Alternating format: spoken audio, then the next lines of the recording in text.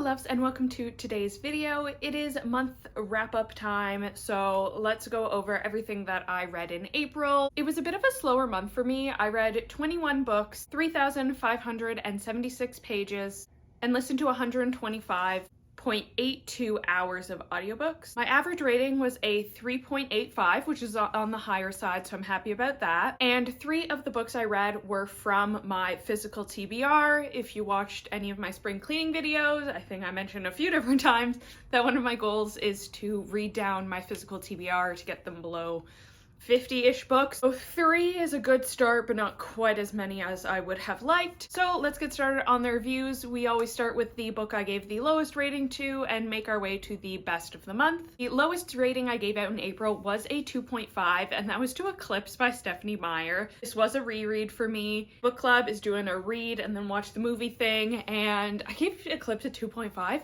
I seem to remember Eclipse being my favorite when I read them as a teenager, but I just couldn't get into it this time. The audiobook felt so long, even when I was listening to it at 3x speed. Everybody's motivations were so weird. It was interesting towards the end with the huge dramatic war-ish thing, but overall, not great, so a 2.5. At a 2.75, we have The String Diaries by Stephen Lloyd Jones. This is the first in the String Diaries series. I did a reading vlog on this if you want very detailed thoughts on my rating for this, but it was a 2.75 because this is about a family who's being hunted down throughout the generations, and we follow a few different members of this family throughout time to show why they're being hunted, and there is some tension with them being hunted down, but I thought the reason they were being hunted down was so stupid. The worst possible option they could have gone with. 2.75 from me. Also, the audiobook was unbearable with the sound of the narrator swallowing. I know it's a natural bodily function, but it drove me insane. So wouldn't recommend the audiobook experience for this one. Maybe if you're not distracted by that, you could read the physical book, but to me, not a fan of the plot twist. Next rating, I had no 3s. I did have 4 3.25s. The first is The Long Walk by Stephen King. This was in the same video as The String Diaries.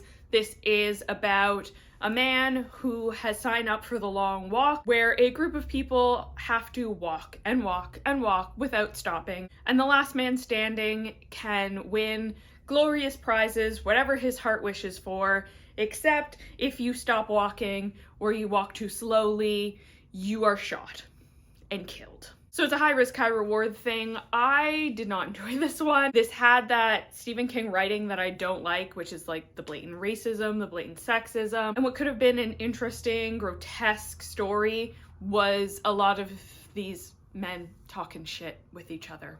And I don't need to read men talking shit about each other and their terrible opinions about the world around them. I can go on the internet. So The Long Walk, not my favorite Stephen King. 3.25. I also gave a 3.25 to Scythe and Sparrow by Bryn Weaver. This is the third in the Ruinous Love trilogy. It is the last of the 3 brothers, Finn, and the circus woman that he falls in love with. Reading this was weird because it happens concurrently with the events from the first 2 books, and I thought when reading Butcher and Blackbird that these 2 were already in a committed relationship, but apparently they weren't even hooking up at the point that intersects. So I thought that was a little weird. Writing on this one wasn't my favorite. The female lead, what was her name? Rose, just felt sometimes like she was written to be 19 years old when she was not supposed to be that young. Just the way she spoke and the actions she took made her feel a lot younger than she's actually supposed to be. Only a single Keanu Reeves reference in this one, so that didn't even have that to keep me going. A little bit of a disappointing end to this series. Next 3.25 is Midnight at the Houdini by Delilah S. Dawson. This is a middle grade book, which is partially probably why it's this low. This is about this girl who is the daughter of a real estate mogul, and after the wedding of her sister, a storm comes and they have to hide in this magic themed hotel that her dad owns, except she kind of gets trapped in a parallel labyrinth version of this hotel and is being helped along by ghosts. If she doesn't escape the hotel by midnight, she has to stay there forever, and there's secrets being buried here. This is a middle grade book, so trying not to judge it too harshly, but I was a little bit bored throughout the middle of this book. The worries and concerns of the main characters were not anything I was relating to. I thought the plot twist at the end was pretty interesting, but the middle wasn't for me.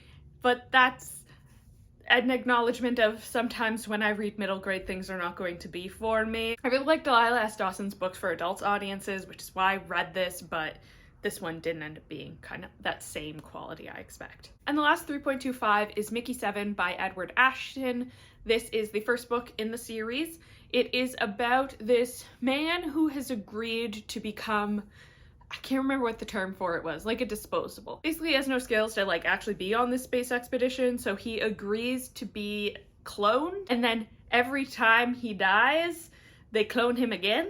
So he is sent to do the most dangerous tasks, because if he dies, well, we'll just make another one. It's clearly starting to get into some philosophy of the ship of Theseus. Are you still the same person if every part of you has been replaced? I really thought the concept was unique and interesting, and I did like the characters. Plot was just a little bit on the less interesting side for me. Given the premise, I was expecting something a bit more, but we are only on the first book of the series, so I do want to read the second and see if we pick up, if the stakes pick up. This reminded me a lot of Murderbot Diaries, so if you liked the Murderbot Diaries, I would recommend picking this up because it definitely gave me some of the same feelings, especially with the wry humor that the main character has. Next are the books at a 3.5. The first is The Way of the House Husband Volume 4. This is about a man who has retired from the Yakuza to just take care of his wife all day, and the misadventures that he gets into having this very intimidating appearance, but having a lot of interests and hobbies that are on the more domestic side. This one had a bit more involvement from the wife, and I think those are the parts of this story that I enjoy the most, of like seeing how much he loves his wife and her little nerdy tendencies. So this got a 3.5 for me. These are not going to be a very dramatic, a very action-packed book. It is more a cozy domestic, so 3.5 because I enjoy these as a palate cleanser, but they're not going to be my favorite books of all time. I'm not going to recommend them that everybody needs to read these now. So 3.5 for The Way of the House Husband Volume 4.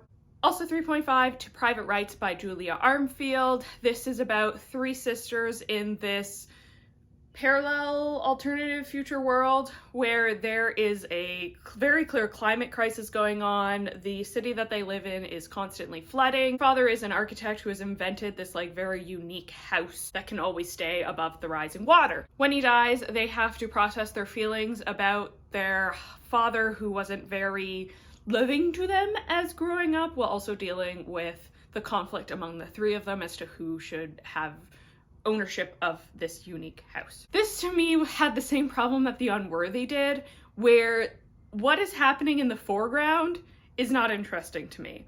What is happening in the world building, I want that story. The story of this like climate crisis and the flooding of the city and how that's having an impact on people's daily lives. That is the interesting part. Like The Past is Red by Catherine M. Valenti. Like that is what I would want from this story, but it is more about like family conflict and dealing with complicated feelings of grief. I think those themes were done better in Julia Armfield's last book, Our Wives Under the Sea, so just a 3.5. And the last book at a 3.5 is Devils Kills Devils by Johnny Compton. This is about a woman who has grown up with a guardian angel who like will intervene to save her life. And then on her wedding night, the guardian angel kills her new husband. And she is a little confused. This kicks off a series of events about like a cult and all this stuff. And this got a 3.5 because I liked the concept, I liked the writing, but some of the lore got a little murky. Like, were they devils? Were they vampires? I don't know. I think they called them by both interchangeably. I didn't care for the cult elements or when we were from the POV of her mother-in-law, so this one ended up at 3.5. I had high expectations for this one and they weren't met. Next rating class is 3.75s. The first one here is Crying in H Mart by Michelle Zauner. This is a memoir about a person from a band whose mother passes away. It is a examination of her grief, about losing her mother and her cultural identity and all of these things. I gave this a 3.75 as a me problem. I know this is like an award-winning book. A lot of people really love this. I just prefer my books about grief to be fictional and horror-based. We will get to some books later that dealt with a little bit of similar vibes, but were more interesting to me because they were horror. This is a very grounded, realistic story, and that just didn't hit for me, unfortunately. But I don't think that was a problem with the writing. It was just not something I enjoy. I would have liked this probably a bit more if she had gone into the fact that she was in a band. There was very little of that. Very, very little. So, 3.75.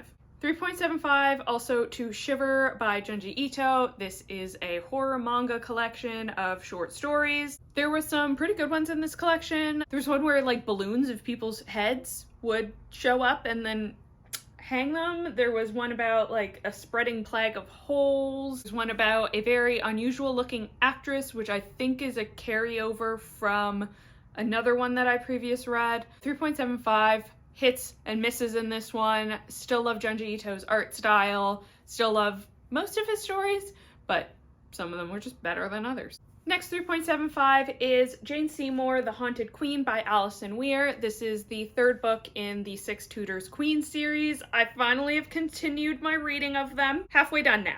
So this is a historical fictional account of the third wife of Henry VIII, Jane Seymour. The author is a historian, so a lot of what is in this book is based on journals and real events. It is just fictionalized as to, you know, the exact details of the conversations that were had and filling in some of the blanks of things we didn't exactly know, but can be extracted from context. And there is a lengthy section at the back of author's notes where she does explain, like, this is something I've made up based on this fact. These are things that I know are true based on this.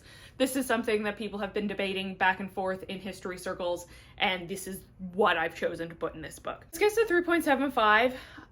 Jane Seymour is just kind of one of the less interesting queens, honestly. Compared to Divorced, Beheaded, and Divorced, Beheaded, died in childbirth.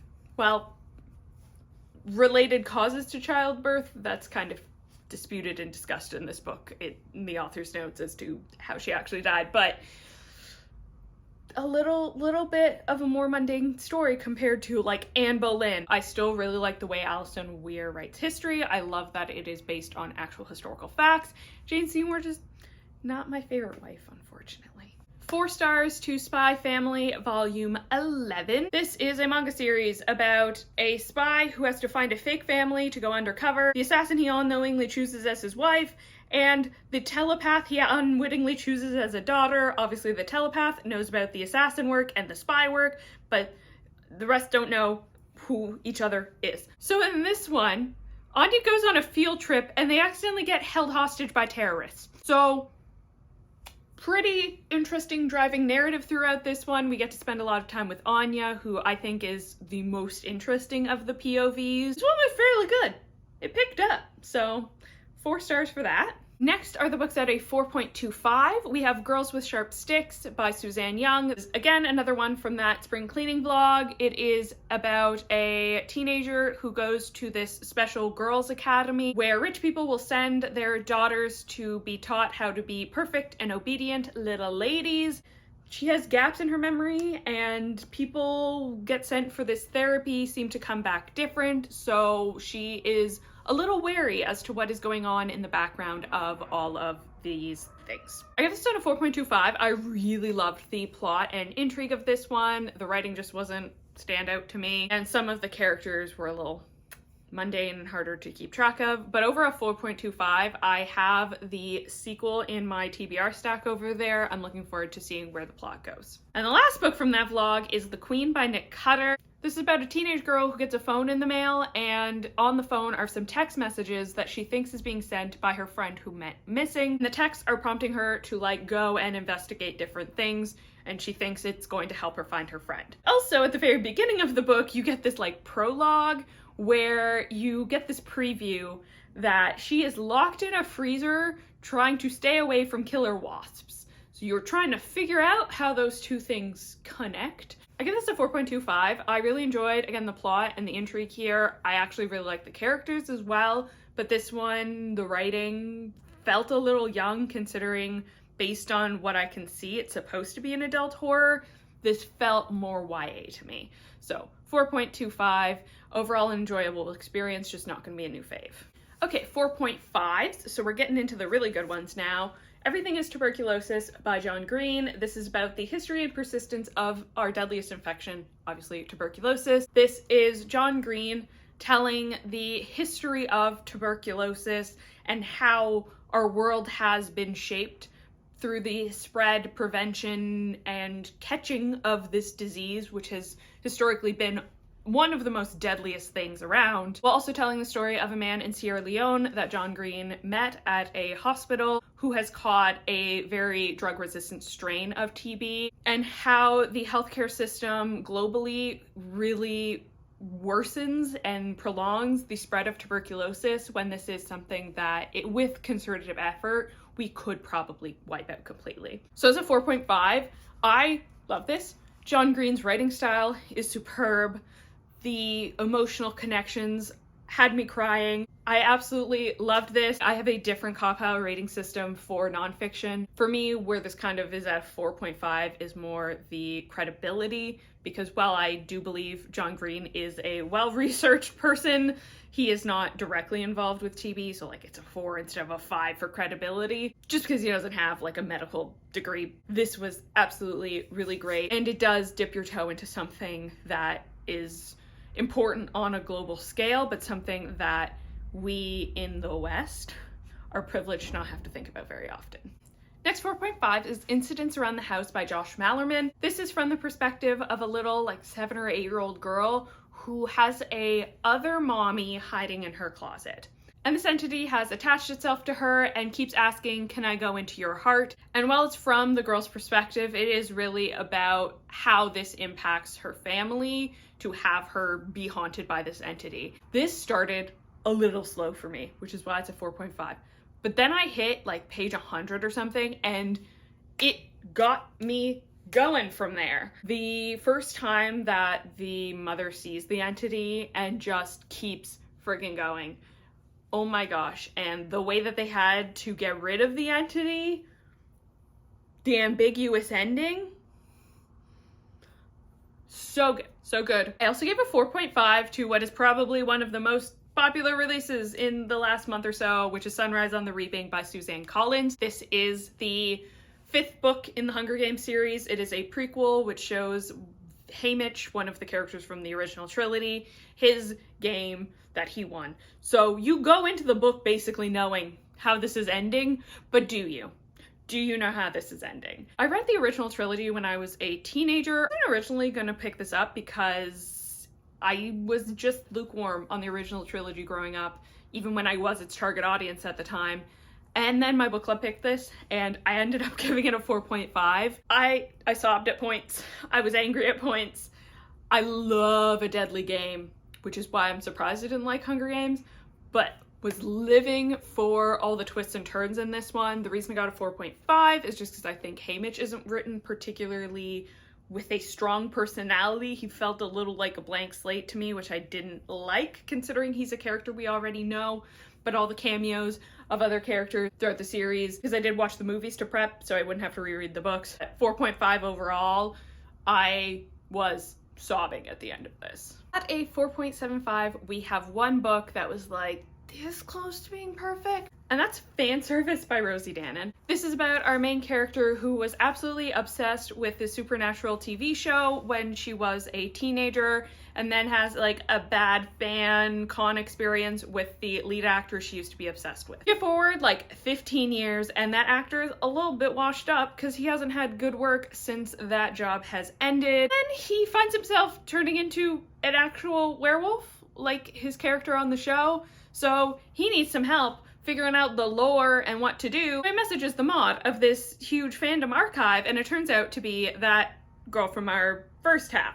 So they work together to try and figure out his new werewolf powers, and then it's a romance. They fall in love. Age gap is not so much of a problem because he's like in his 40s, she's like in her 30s. It's fine. And I think this did a really good job of balancing out the power imbalance that would have been in that relationship if they had met any younger.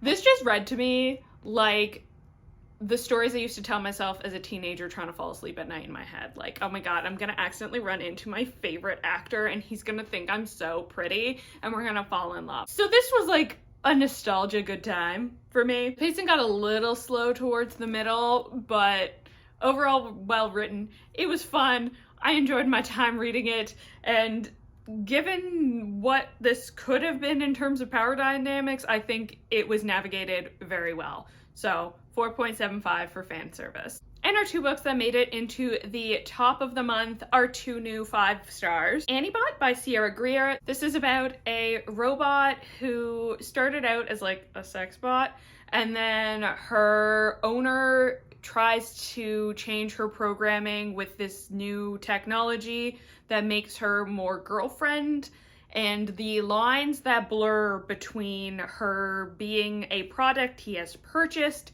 and her trying to learn and become her own sentient being. This had a lot of commentary on the way that men treat women, while also being kind of like a fun sci-fi thing.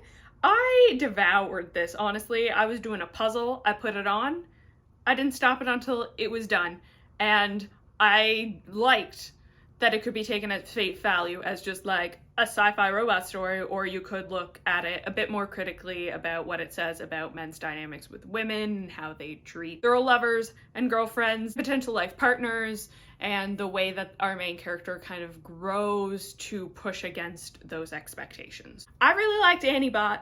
It gets a 5 star. Our last book and our last 5 star is Bat Eater and Other Names for Cora Zhang by Kylie Lee Baker. This is a horror book that I had the pleasure of getting an advance copy of from NetGalley, but it has been released by the time you're seeing this video. It is about our main character, Cora Zhang, who is a crime scene cleaner during the COVID pandemic. And she starts to notice a pattern in the crime scenes that she's cleaning up, that they all happen to be young East Asian women. So she starts to wonder if maybe there is a serial killer targeting this demographic. If you remember the COVID pandemics, racism against East Asian people was rampant. I never thought I would this thoroughly enjoy a book that was set during the pandemic, but I think that it really captured that paranoia that I personally was experiencing during that time, while also adding a perspective of something I didn't experience, which was the extreme racism that was happening around the China flu. The main character is also being like haunted by the death of a recent family member. I'm not going to spoil that for you because I didn't know it going in. And the way my jaw fucking dropped when that scene happened, oh my god. Dropped in the first chapter, dropped at the reveal at the end. So good, such a good tension, some really great horror elements, while also having some really great connections to processing of grief and reconciling one's cultural identity in America.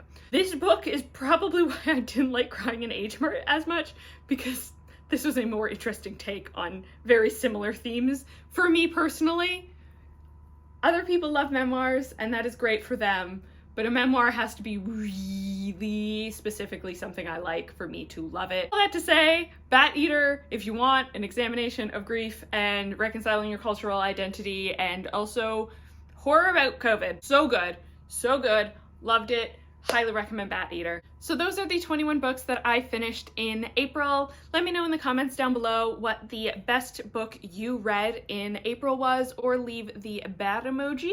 If you enjoy, like and consider subscribing so you don't miss my future updates. You can also see in the description links to my Instagram and my Goodreads if you want some updates on what I'm reading throughout the month. Thank you so much for watching and have a great day.